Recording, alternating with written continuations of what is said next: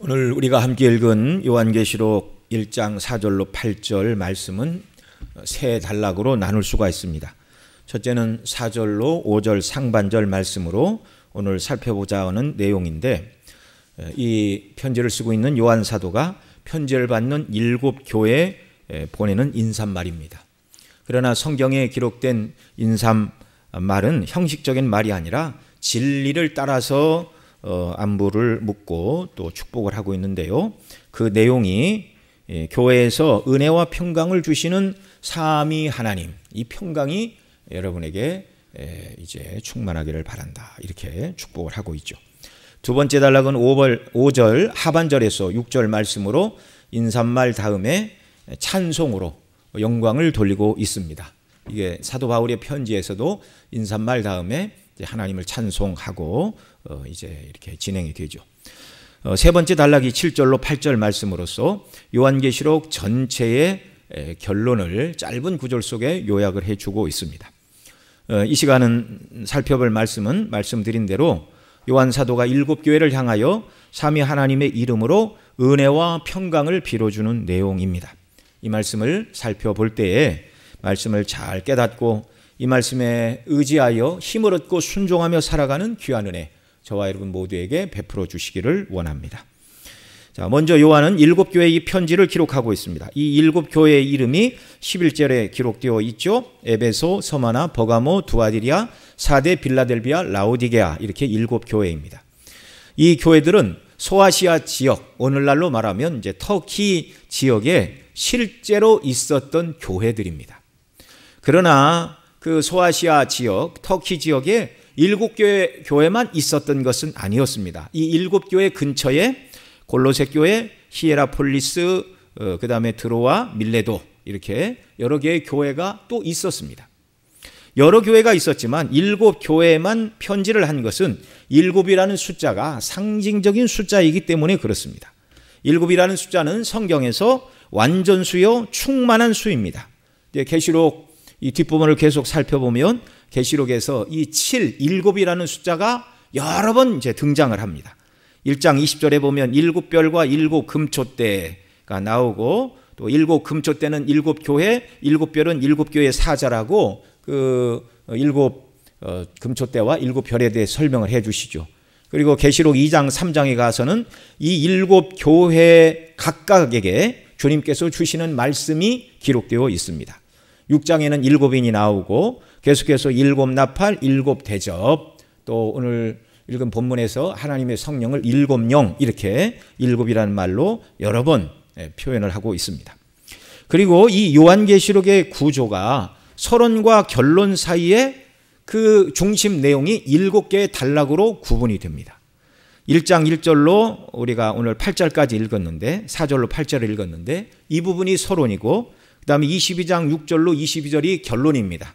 근데 그 사이에 기록된 말씀을 이제 7개의 단락으로 나눌 수 있어요.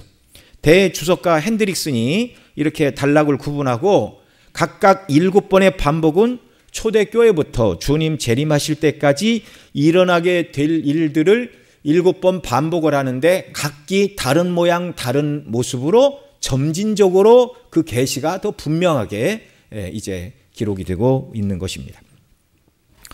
자, 이렇게 핸드릭슨이 처음 이 단락을 구분하고 이렇게 해석하는 방법을 주장한 이유, 개혁주의 학자들 중에서 예수님이 승천하시고 재림하시는 이 교회사 기간 전체가 천년 왕국 시대라고 말하는, 이제 좀 신학적으로 복잡한 말인데요. 이걸 무천년설이라고 그렇게 얘기를 합니다.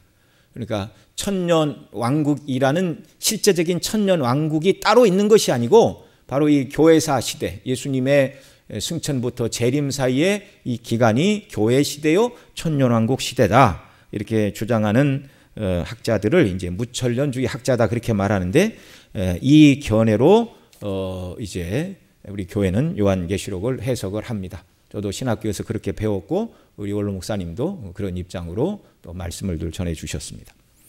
이 7이라는 숫자가 상징수인 것을 지금 말씀을 드리고 있는데요. 이렇게 계시록에서 7이라는 숫자는 매우 중요하게 사용되고 있는데, 말씀드린 대로 완전수요, 충족수입니다. 그래서 아시아의 이 일교회 말고 다른 교회들이 더 있다고 말씀을 드렸죠. 그런데 이 7교회만 향해서 편지를 쓰고 있는 거예요. 그래서 이 7교회는 예수님의 승천부터 그 다음에 예수님 다시 오실 때까지, 그러니까 초대교회로부터 예수님 다시 오시는 이 기간, 이 기간을 지난번에 말씀을 드릴 때는 말세라고 말씀을 드렸습니다. 예수님의 초림부터 재림까지 말세인데, 예수님이 부활하고 승천하셔서 하늘보좌 우편에 왕으로 등극하심으로 이미 하나님의 나라는 이루어졌지만, 그러나 완성은 예수님 재림 때 된다, 이 말씀을 드렸죠. 그러니까 말세, 하나님 나라가 시작이 되었습니다. 말세의 끝인 예수님의 재림 때에 하나님 나라는 완성이 되고 우리 눈에 보이고 피부로 체험하게 되는 그 나라에 저와 여러분이 들어가게 되는 줄 믿으시기 바랍니다. 자, 7교회, 초대교회부터 예수님 다시 재림하실 때까지 지상에 나타날 수 있는 모든 교회들의 모습을 예표하고 있다, 그렇게 이해를 하시면 되겠습니다. 그래서 긍정적인 부분과 부정적인 부분들, 2장 3장에 가면 주님께서 에베소 교회에는 칭찬하시고 또 어떤 교회는 칭찬도 하시고 책망도 하시는, 회개하라, 그 책망하시는 이런 모습들이 기록되고 있는데, 이 모습은 지상교회에서 나타날 모든 교회들의 모습을 다 포함하고 있는 내용이라는 말입니다. 그래서 오늘날 당시 아시아, 오늘날 터키 지역에 여기 말씀드린 7교회 말고 다른 여러 교회들이 있었음에도 불구하고 그런 교회들을 언급하지 않았어요. 왜요? 다른 교회들, 말씀드린 골로새, 히에라폴리스, 드로아, 밀레도 교회에 편지를 쓰지 않아도 이 완전수요 충족수인 7교회를 향하여 하시는 말씀 속에 다른 교회 문제도 다 들어있고 다른 교회가 들어야 될 칭찬의 내용도 다 포함이 되어 있다라는 말입니다. 그래서 이 7교회는 지상의 모든 교회를 대표하는 교회입니다.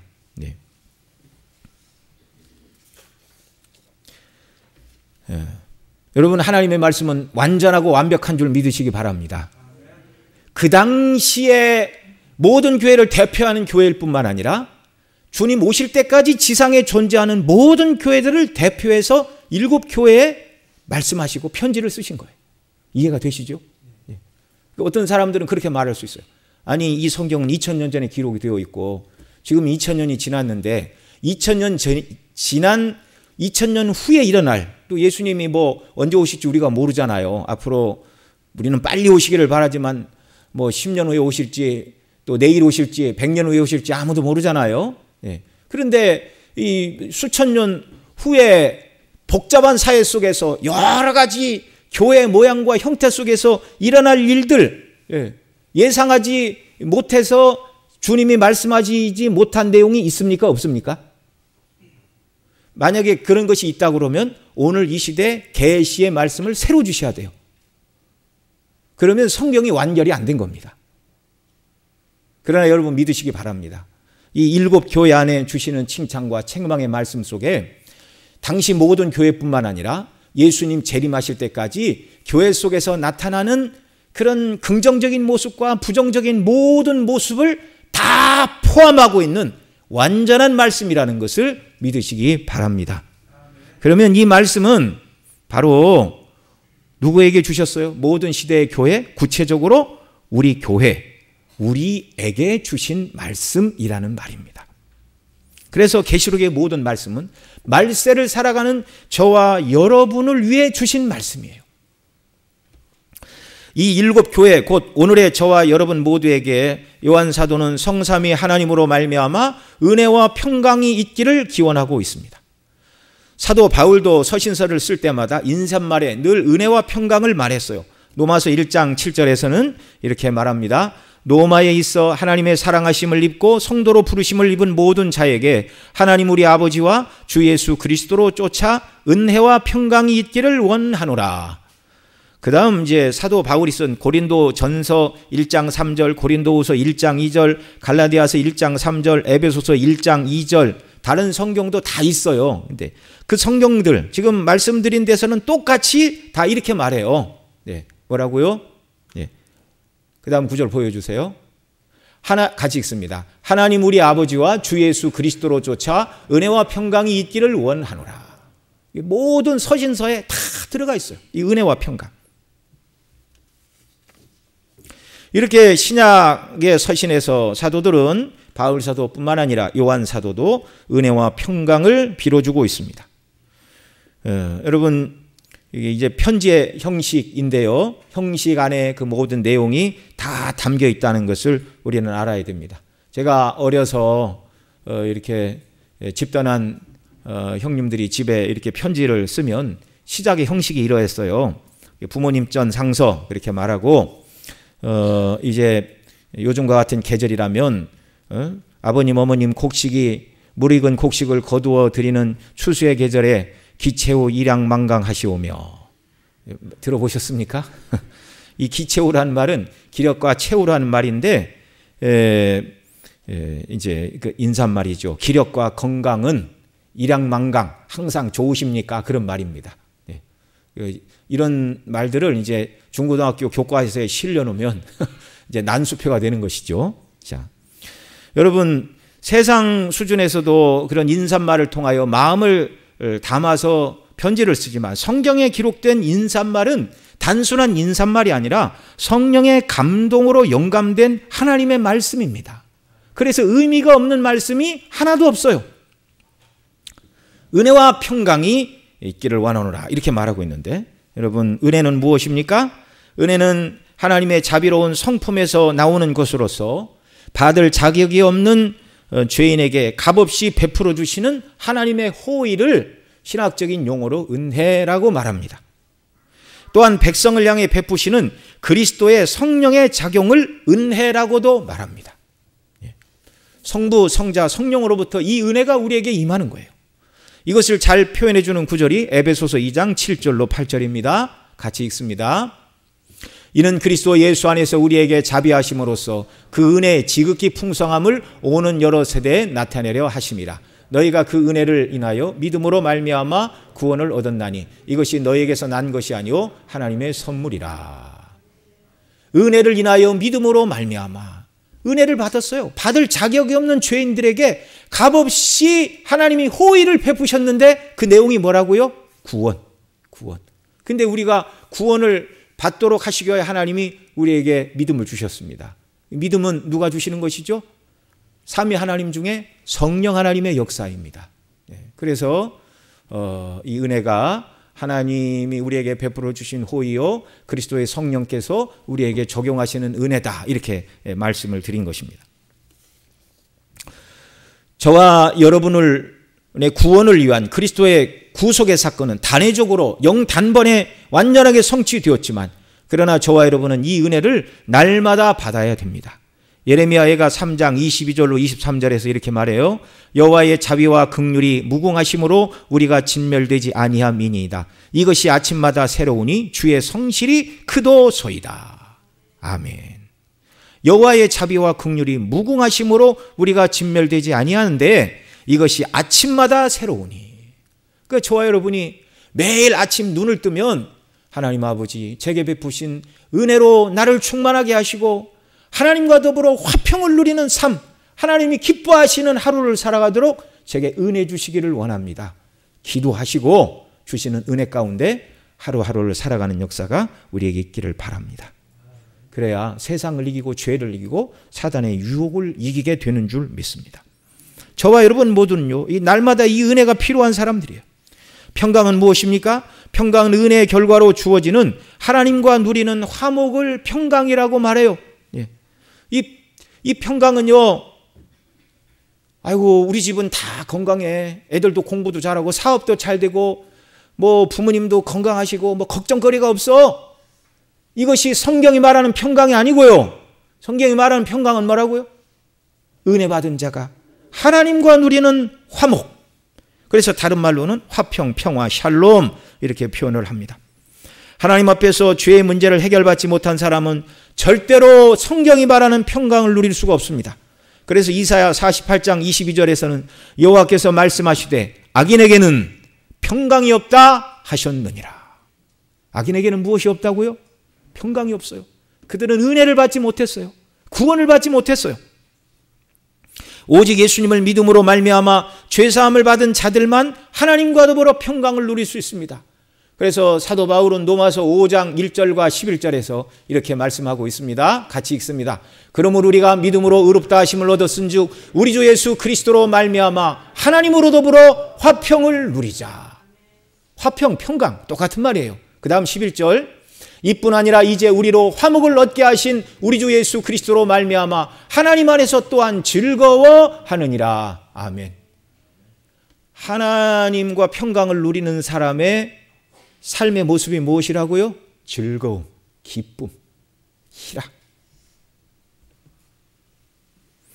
이 예수님 때문에 우리가 구원받아 은혜를 받았고 평강을 누리기 때문에 오늘 주님이 재림하셔도 우리는 두려움 없이 주여 어서 오시옵소서 이렇게 말하고 하나님 아버지 앞에 담대히 서게 되는 줄 믿으시기 바랍니다. 내 것은 하나도 없고 예수님이 베푸신 은혜 때문에 하나님과 평강을 누리는 자들이 되었어요. 이 구원, 이 평강을 주시려고 예수님은 십자가에서 당신의 목숨을 내어주셨고 피로써 우리의 모든 죄값을 다 지불해 주신 것입니다. 요한복음 19장 30절에 보면 예수님은 운명하시기 직전에 요한복음에 기록된 마지막 말씀이 다 이루었다라는 말씀입니다. 헬라어로 이 말이 테텔레스타이라는 단어인데요. 이 말은 상업용어로서 완납하다, 완전히 지불되었다 그런 말입니다. 저와 여러분의 모든 죄값을 예수님이 다 지불하셨어요. 그래서 그 예수님 믿음으로 말미암아 더 이상 하나님이 두려우신 재판장, 심판자가 아니라 성령 안에서 그 하나님을 아바 아버지로 부르는 이런 은혜를 베풀어 주셨습니다. 이것이 은혜이고 이 은혜의 결과로 우리가 하나님과 더불어 평강을 누리게 되었습니다. 예수님 안에 있는 자들을 보실 때 더 이상 하나님께서 저와 여러분을 죄인으로 보시지 않습니다. 우리의 모든 죄가 예수님께 다 전가가 되었어요. 아까 우리 학습 세례 문답을 하는데 우리 학생들이 대답을 참 잘했어요. 우리 죄를 예수님이 다 가져가셨다고 그러더라고요. 네.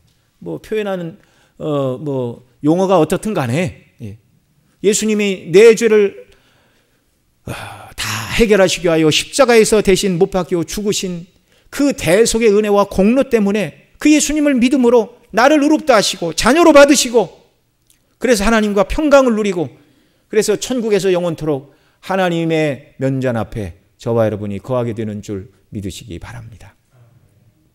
이 은혜와 평강이 삼위 하나님으로부터 주어진다고 요한 사도는 말하고 있습니다. 먼저 우리에게 평강, 은혜와 평강을 주시는 성부 하나님에 대해서 말씀을 하고 있습니다. 오늘 본문 4절에서 뭐라고 그러죠? 이제도 계시고 전에도 계시고 장차 오실 이와 이렇게 말합니다. 요한은 아시아에 있는 7교회에 편지하노니 이제도 계시고 전에도 계시고 장차 오실 이와. 자, 여기 이제도 계시고 전에도 계시고 장차 오실 이는 누구를 말씀한다고요? 성부 하나님. 성부 하나님. 여기 이제 여러분들이 장차 오실 이 그러니까 예수님의 재림만 염두에 두고 예수 그리스도 이렇게 말하는데 그리스도에 대해서는 5절에 말하고 있어요. 그래서 목사가 필요한 줄 믿습니다. 여러분이 잘못한 거 하나도 없고 수준이 낮은 거 아니고 어느 교회보다 다 똑똑하고 총명한 분들이에요. 자, 여기 전에도 계시고 이제도 계시고 전에도 계시고 장차 오실 이가 누구시라고요? 성부 하나님. 이 말씀은 모세가 하나님께 이름을 여쭈어 보았을 때 출애굽기 3장 14절에서 뭐라고 그러셨죠? 하나님이 모세에게 이르시되 나는 스스로 있는 자니라 또 이르시되 너는 이스라엘 자손에게 이같이 이르기를 스스로 있는 자가 나를 너에게 보내셨다라고 하신 스스로 있는 자, 그 말을 줄이면 뭐예요? 여호와라는 이름의 뜻이 스스로 있는 자, 영어로 I am that I am. 그 말이죠. 이 말을 길게 풀어준 것. 스스로 있는 자, 전에도 있고 지금도 있고 앞으로도 있고 앞으로도 오실 영원한 전능자요 주권자이신 스스로 계신 하나님, 이걸 길게 푼 것이 이제도 계시고 전에도 계시고 장차 오실 이라는 표현입니다. 출애굽기 3장 14절 여호와라는 이름을 길게 풀면 이제도 계시고 전에도 계시고 장차 오실 이로 설명할 수 있다는 말입니다. 스스로 계신 하나님은 지금 현재도 살아계시지만 전에도 계셨습니다. 전에도 계셨다는 말은 과거부터 현재까지 존재하지 않으시던 때가 한 번이라도 있었다고요? 없었다고요? 한 번도 없었어요. 과거로부터 현재까지 계속해서 계신 분이요, 또 장차 오실 분이다, 이렇게 말씀하고 있죠. 여러분, 장차 오실리라는 말보다 장차도 있을 뿐, 이렇게 하면 이해가 쉽겠죠. 그런데 왜 장차도 있을 뿐이라고 말하지 않고 장차 오실리라고 성부 하나님을 설명하고 있을까요? 여러분, 창조를 통하여 역사를 시작하신 분이 성부 하나님이신데, 그분께서 예수님의 재림의 때를 결정하시고 모든 역사의 문을 닫으시고 영원한 하나님의 나라를 완전하게 시작하실 분이라는 의미를 담아서 성부 하나님을 여기서 장차 오실 분이다, 이렇게 표현하고 있는 것입니다. 그러니 이제도 계시고 전에도 계시고 장차 오실 분이신 스스로 계신 하나님 아버지께서는 과거의 모든 일의 주권자로서 창조와 구원을 이루셨고 현재 모든 일을 통치하시고 다스리시는 현재 왕이고 주권자이시며, 장차 오실 성부께서 앞으로 일어나게 될 모든 일도 다 하나님의 주권과 섭리 가운데서 주장하시는 과거와 현재와 미래의 모든 일의 최후 결정권자가 바로 성부 하나님이라는 말입니다. 우리가 이런 하나님을 섬기고 있어요. 이런 하나님의 자녀가 된 줄을 믿으시기 바랍니다. 그러니까 하나님이 누구신가를 성경이 말씀하는 대로 자꾸 묵상을 하게 되면 우리가 현재 당하고 있는 고난과 염려와 근심의 문제가 아무것도 아닌 것으로 여겨지게 되는 거예요. 왜요? 하나님이 너무 크시고 그 하나님이 모든 것을 주장하시고 통치하시는 왕이신데 우리에게 꼭 필요한 것만 주시는 줄 믿으시기 바랍니다. 무엇이 두렵습니까? 마태복음 10장 29절로 31절에서 이렇게 말해요. 같이 읽습니다. 참새 2마리가 한 앗살이 원에 팔리는 것이 아니냐? 그러나 너희 아버지께서 허락지 아니하시면 그 하나라도 땅에 떨어지지 아니하리라. 너희에게는 머리털까지 세신 바 되었나니 두려워하지 말라. 너희는 많은 참새보다 귀하니라. 아멘. 주권의 하나님, 과거에도 계셔서 모든 만물을 창조하시고 지금까지 역사를 인용하신 하나님, 지금도 역사의 수레바퀴를 돌리시는 주권의 하나님, 이 하나님께서 앞으로도 저와 여러분 참새 한 마리도 하나님의 주권적인 뜻이 아니면 떨어지지 않는데 머리카락까지 다 세셨대요. 여러분, 우리 하루에 머리카락, 아침에 머리 감으면 머리카락이 빠집니까? 안 빠집니까? 빠지죠. 근데 남자분들 머리가 많이 빠집니까? 여러분들 머리가 많이 빠집니까? 똑같이 빠져요. 근데 여자분들 머리가 기니까 똑같이 빠져도 한 움큼이에요, 한 움큼. 놀라는데 놀라지 마십시오. 하나님이 다 세고 계시대요. 하나님이 다 알고 계시대요. 여러분, 머리카락 얘기를 하는 건 뭐예요? 머리카락이 몇 개 있건 우리는 신경도 안 쓰잖아요. 그런 사소한 문제까지 하나님은 저와 여러분 모두에게 일어나는 일들을 세밀하게 아시고 통치하시고 허락하심으로 모든 일이 일어난다는 말이에요. 믿으시기 바랍니다. 두려워하지 마시고 염려하지 마시기 바랍니다. 이제도 계시고 전에도 계시고 장차 오실 이인 하나님은 모든 것의 시작이요 과정을 주장하시는 분이시며 또한 모든 것을 끝내시는 분이십니다.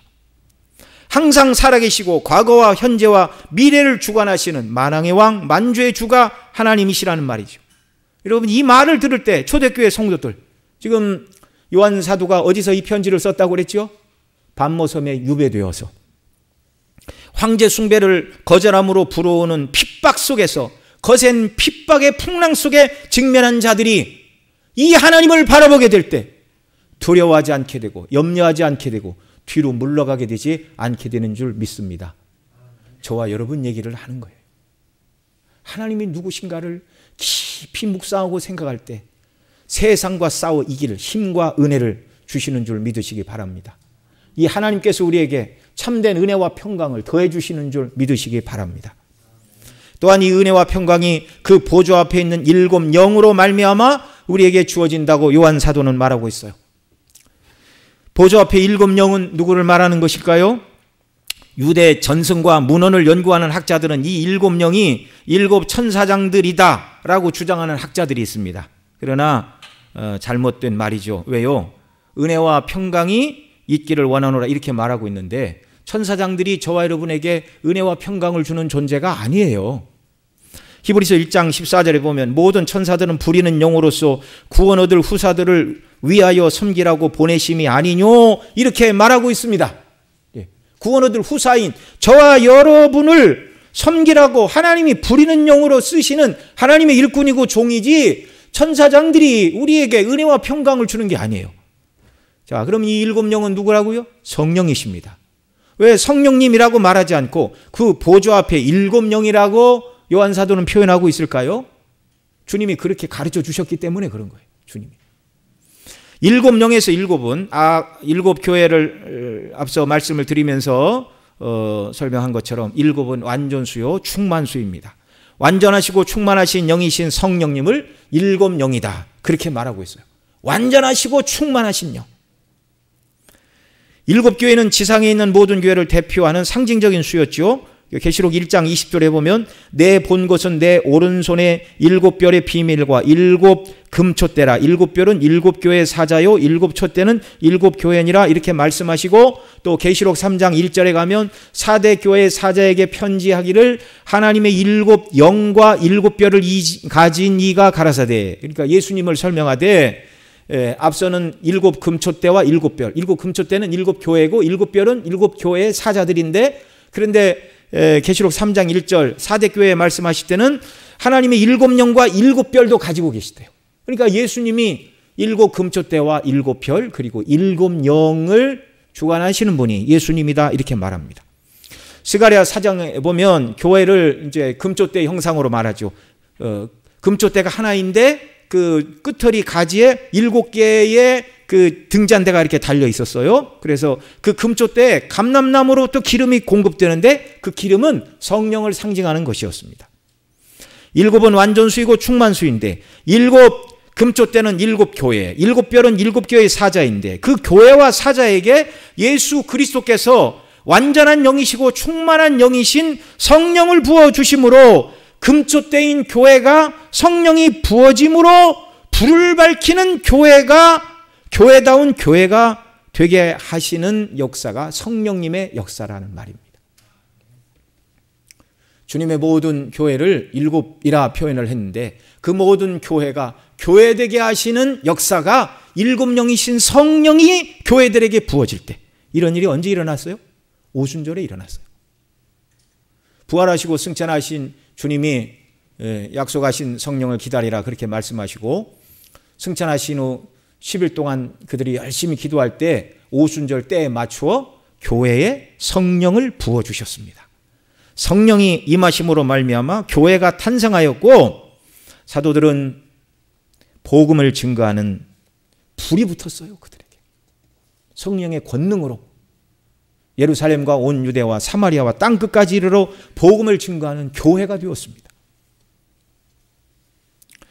이사야 11장 2절로 3절에서 성령을 말씀하시면서 이렇게 말해요. 여호와의 신 곧 지혜와 총명의 신이요 모략과 재능의 신이요 지식과 여호와를 경외하는 신이 그 위에 강림하시리니 성령을 말씀하면서 일곱 가지 속성을 로 묘사를 하고 있습니다. 첫째가 여호와의 신이라는 표현이고 둘째가 지혜의 신, 셋째가 총명의 신, 넷째가 모략의 신, 다섯째가 재능의 신, 여섯째가 지식의 신, 일곱째가 여호와를 경외하는 신이라고 이렇게 말씀하고 있어요. 완전하신 영이십니다. 이 성령께서 금촛대인 교회가 빛을 발하게 하시고 교회를 섬기는 일곱 별들인 사자들과 그리고 모든 성도들에게 성령을 부어주시고 감동하시고 은혜 주심으로 말미암아 하나님으로부터 우리가 어떤 은혜를 입었는가 깨닫게 하시고 하나님 앞에서 참된 평강을 누리며 두려움 없이 세상을 살아가게 하시는 은혜와 평강도 바로 일곱 영이신 성령님으로부터 우리에게 주어진다는 말입니다. 세 번째로 우리에게 은혜와 평강을 주시는 분을 예수 그리스도라고 밝히고 있습니다. 5절 상반절 같이 읽습니다. 오늘 본문 5절. 또 충성된 증인이요 죽은 자들 가운데서 먼저 나시고 땅의 임금들이가 머리가 되신 예수 그리스도로 말미암아 은혜와 평강이 너에게 있기를 원하노라. 아멘. 자, 여기서 예수 그리스도를 세 가지로 말하고 있죠. 첫째는 충성된 증인이고, 둘째는 죽은 자들 가운데서 먼저 나신 분, 그리고 셋째는 땅의 임금들의 머리가 되신 분으로 예수 그리스도를 말하고 있습니다. 자, 우리에게 은혜와 평강을 주시는 예수 그리스도는 충성된 증인이셨습니다. 자, 예수님은 누구의 증인으로 이 땅에 오셨을까요? 아버지의 증인으로 오셨죠. 요한복음 8장 25절로 28절에서 이렇게 말합니다. 같이 읽습니다. 저희가 말하되 내가 누구냐? 예수께서 가라사대 나는 처음부터 너희에게 말하여 온 자니라. 내가 너희를 대하여 말하고 판단할 것이 많으나 나를 보내신 이가 참되심에 내가 그에게 들은 그것을 세상에 말하노라 하시되 저희는 아버지를 가리켜 말씀하신 줄을 깨닫지 못하더라. 이에 예수께서 가라사대 너희는 인자를 든 후에 내가 그인 줄 알고 또 내가 스스로 아무것도 하지 아니하고 오직 아버지께서 가르치신 대로 이런 것을 말하는 줄도 알리라. 예수님은 하나님의 뜻을 증거하러 오셨어요. 그 뜻이 뭐예요? 모든 죄인들이 하나님이 보내신 예수 그리스도를 믿음으로 말미암아 죄사함 받고 구원을 받는다. 인자가 든 후에 그 하나님의 증거를 확증하게 하여 십자가에 못 박혀 죽으셨고, 또 28절 하반절에는 뭐라고 그래요? 오직 아버지께서 가르치신 대로 이런 것을 말하는 줄도 알리라. 예수님이 가르치신 모든 그 말씀의 내용과 방식도 성부께서 가르쳐 주신 대로, 보여주신 대로 예수님이 증거하신 충성된 증인이라는 말입니다. 여기 충성이라는 말은 다른 말로 바꾸면 신실함이라는 뜻이에요. 신실함. 하나님 아버지께서 보여주시고 들려주신 대로, 말씀하신 대로 이 땅에 오시어 아버지께서 계획하시고 아들을 통하여 이루실 구원에 대하여 예수님은 증거하러 오신 증인이었습니다. 계시록 3장 14절에서는 라오디게아 교회를 향하여 이렇게 말씀하셨어요. 라오디게아 교회의 사제에게 편지하기를 아멘이시오 충성되고 참된 증인이시오 하나님의 창조의 근본이신 이가 가라사대. 예수님을 설명하는 표현입니다. 아멘이시오 충성되고 참된 증인이시오. 바로 예수님은 이런 분이셨어요.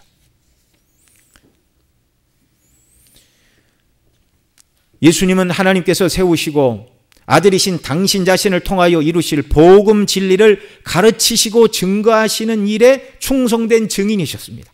증인이란 말이 헬라어로 말투스인데 나중에는 순교자의 의미도 포함하게 되었습니다.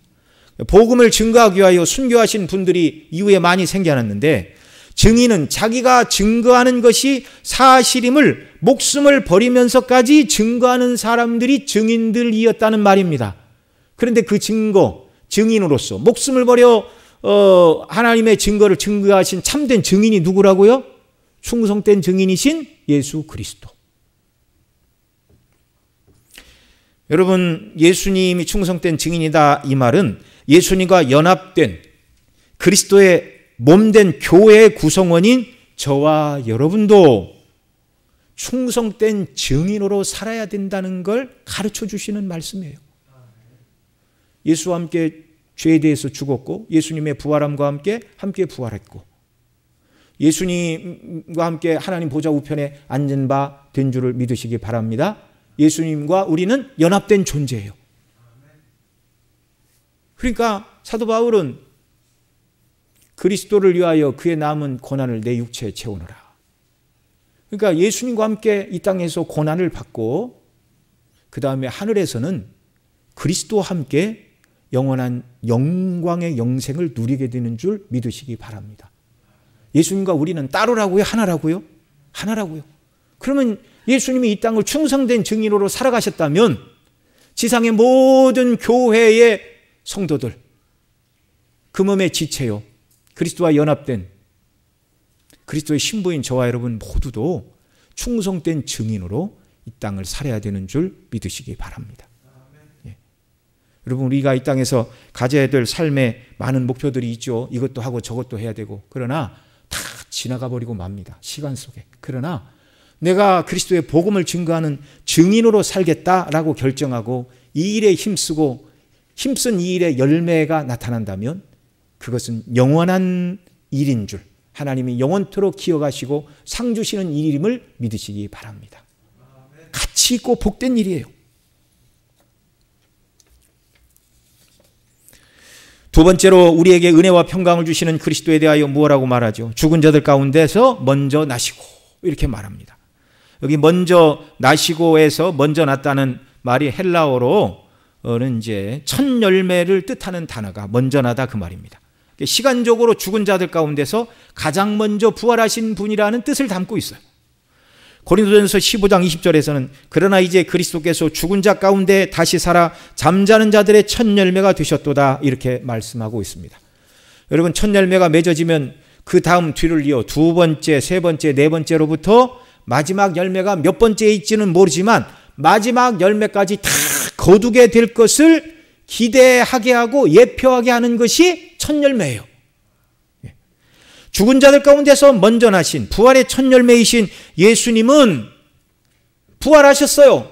그래서 하나님 나라가 시작이 되었어요.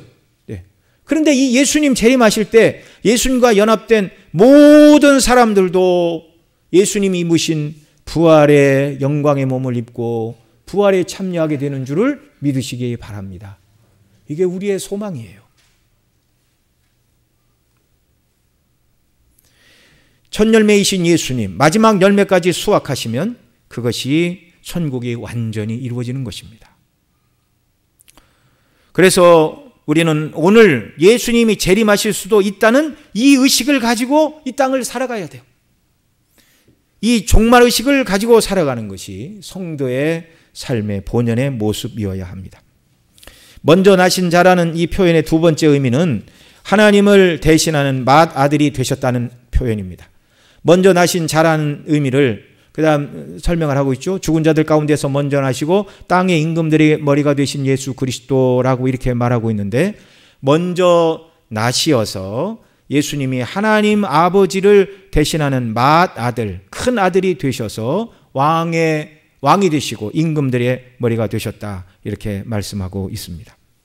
예수님은 십자가에서 죽으시고 부활하시기 이전에도 그분은 만왕의 왕이시고 만주의 주가 되셨지만 구속을 완성하시고 죽으시고 부활하심으로 말미암아 사단의 모든 권세를 다 무너뜨리신 진정한 왕으로 등극하셨음을 믿으시기 바랍니다.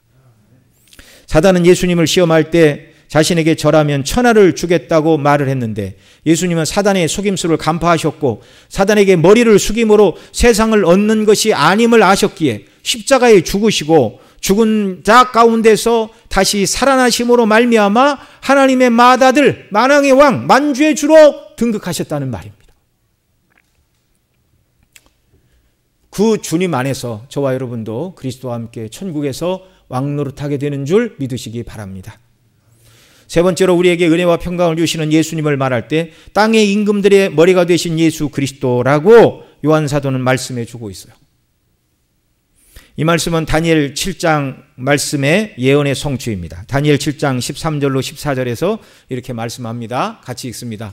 내가 또 밤 이상 중에 보았는데 인자 같은 이가 하늘 구름을 타고 와서 옛적부터 항상 계신 자에게 나와 그 앞에 인도되매 그에게 권세와 영광과 나라를 주고 모든 백성과 나라들과 각 방언하는 자로 그를 섬기게 하였으니 그 권세는 영원한 권세라 옮기지 아니할 것이요 그 나라는 패하지 아니할 것이라. 이 말씀이 예수님 안에서 이 말씀을 보지 않으면 해석이 안 되는 말씀이에요. 하늘 구름을 타고 와서 옛적부터 항상 계신 자에게 나와 그 앞에 인도되매 그에게 권세와 영광과 나라를 주고 모든 백성과 나라와 각 방언하는 자로 그를 섬기게 하였으니. 죽으시고 부활하신 우리 주 예수 그리스도는 만왕의 왕이 되시고 모든 임금들의 머리가 되신 분이십니다. 앞 시간에 우리 요한계시록 첫 시간에 사도 요한은 도미티우스 황제에 의하여 밤모섬에 유배를 가서 이 요한계시록을 썼다고 말씀을 드렸는데요. 여러분, 이외에 이 도미티아누스 황제는 황제 숭배를 거절한 요한 사도를 왜 죽이지 않고 유배를 보냈을까요? 요한 사도는 당시 예수님의 사도들 중에 90이 넘어 100살 가까이 된 나이가 가장 많은 노인이고 교회 지도자였습니다. 모든 성도들의 추앙을 받는 지도자를 처형하지 않고 귀양을 보냈는데, 그렇게 한 이유는 처형하는 것보다 더 큰 효과를 얻고자 했을 것이라고 우리가 얼마든지 추론을 할 수가 있습니다.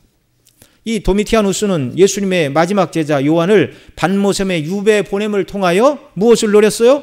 내가 명령을 내리면 기독교인들이 추앙하기 맞지 않는 나이 많은 사도도 꼼짝없이 유배지에 끌려가 노구의 몸으로 고생할 수밖에 없는 무기력한 존재가 아니냐. 또한 나를 신으로 숭배하기를 거절하고 하나님을 섬긴다고 말하는 너희들이 섬기는 신이 과연 내 명령으로 유배를 가는 요한을 돌봐줄 능력이나 있긴 한 신이냐? 너희가 섬기는 신은 없는 것이요 또 있다 할지라도 무능한 신이 아니냐. 이런 메시지를 주고 교회를 흔들고 회파하려고 죽이는 것보다 귀양 보내는 게, 유배비 보내는 게 훨씬 유익일 것이다. 이렇게 판단을 했던 것이죠. 그래서 무능한 하나님을 섬기지 말고 황제를 숭배하라는 압박을 가하기 위해서 이렇게 한 것이었습니다. 도미티아누스의 의도대로 요한 사도는 90이 넘고 100살 가까운 나이에 밤모섬에 유배를 떠나 유배지에서 고통스러운 삶을 사는 것 같았습니다. 그러나 그리고 끝이 아니었죠. 어느 주일날, 어느 주의 날, 주일 안식일에 하늘이 열리고 하늘의 음성이 들리며 예수 그리스도께서 교회를 향하여 하시는 말씀들, 그리고 일곱인, 일곱 나팔, 일곱 대접의 교훈을 통하여 이 세상 나라는 참 영원한 나라가 아니고 참되고 영원한 나라는 예수 그리스도께서 이미 이루셨고 이 나라는 영적으로 이루어졌고 그 나라가 참된 나라이고 그 나라의 왕이신 예수 그리스도가 세상의 모든 것을 통치하시는 만왕의 왕이라는 것을 이 요한계시록을 통하여 보여주고 계시는 거예요. 세상의 왕은 만왕의 왕이신 예수님이 잠깐 세우셨다가 패하심으로 있다가 없어지는 보잘것없는 존재가 세상의 왕이고 그 왕들 위에 만왕의 왕이신 세상의 임금들의 머리가 되신 예수 그리스도께서 이 모든 일을 행하시는 왕이라는 말입니다. 그 요한 사도를 유배지로 보낸 도미티아누스가 대단한 것을 누렸지만 그의 말년은 초라하기 그지없었습니다. 성경학자들은 요한이 성경을 유배를 가서 성경을 쓴 것이 서기 95년 이쪽 저쪽이다 그러는데요. 그런데 역사의 기록에 의하면 이 요한을 유배 보낸 도미티아누스는 주후 96년 9월 18일에 근위대장 2명과 여러 궁정관리 그리고 그의 아내 되었던 도미티아 롱기나의 음모로 46살에 살해를 당하고 말았습니다. 그는 주도 아니고 그는 하나님도 아니었어요. 아무것도 아니었어요. 그러나 요한은 이 계시의 말씀을 받고 앞으로 역사 속에서 이루어질 일들을 이상 가운데 보면서 이 모든 것을 주장하시는 그리스도의 영광으로 충만함을 누리게 되었고 사도가 쓴 이 계시록을 받아보던 초대 7교회 그 근처에 있던 다른 모든 교회 성도들 주께서 요한 사도를 통하여 주신 이 말씀을 통하여 말할 수 없는 위로와 그리스도의 영광스러운 권세 앞에 머리를 조아리지 않을 수가 없었다는 말입니다. 저와 여러분 모두도 전에도 계시고 이제도 계시고 전에도 계시고 장차 오실 성부 하나님 아버지와 교회와 성도에게 감동, 감화, 교통의 은혜를 베풀어 주시는 7명이신 성령님의 역사와 충성된 증인으로 죽은 자들 가운데서 먼저 나시고 땅의 임금들의 머리가 되신 예수 그리스도로 말미암아 날마다 은혜와 평강을 누리며 이 땅을 살아가는 자들이 되시기를 바랍니다. 기쁨으로 이 세상과 죄와 사단과 유혹을 이기고 주님을 닮아 복음에 충성된 증인으로 하나님의 이름과 나라와 뜻을 위해 살아가는 저와 여러분 모두가 정말 되게 하시고 하늘에서 예비하신 영원한 영생의 영광을 누리려는 이 소망을 가지고 이 주님이 이 하나님이 우리의 아버지시고 완전하신 성령께서 날마다 우리에게 은혜를 주시고 만왕의 왕이신 주님이 지키시고 그분의 뜻대로 모든 것이 이루어지고 머리카락 하나까지 다 우리를 세시고 지키시는 그 주님 뜻대로만 우리에게 모든 일이 이루어진다는 이 확신과 이 자신감을 가지고 기쁨으로 주의 뜻대로 순종하며 순례길을 살아가는 저와 여러분 모두가 되시기를 소원합니다. 기도하겠습니다. 사랑하시는 아버지 하나님 고맙고 감사합니다. 우리에게 베풀어 주신 은혜가 얼마나 큰지요. 이제도 계시고 전에도 계시고 장차 오실 이이신 성부 하나님 그 보좌 앞에 완전하고 거룩한 7명이신 성령님 그리고 충성된 증인이시오 죽은 자 가운데 먼저 나시고 땅의 임금들의 머리가 되신 우리 주 예수 그리스도 삼위 하나님이 우리의 구원의 하나님임을 인하여 감사와 찬송과 영광을 돌려드립니다. 날마다 하나님, 삼위 하나님께서 주시는 은혜와 평강으로 충만을 누리며 기쁨과 즐거움으로 우리에게 맡기신 일들을 잘 감당하며 순례길을 살아가는 자녀들이 다 되게 하여 주옵소서. 우리 구주 예수님의 이름으로 기도드리옵나이다. 아멘.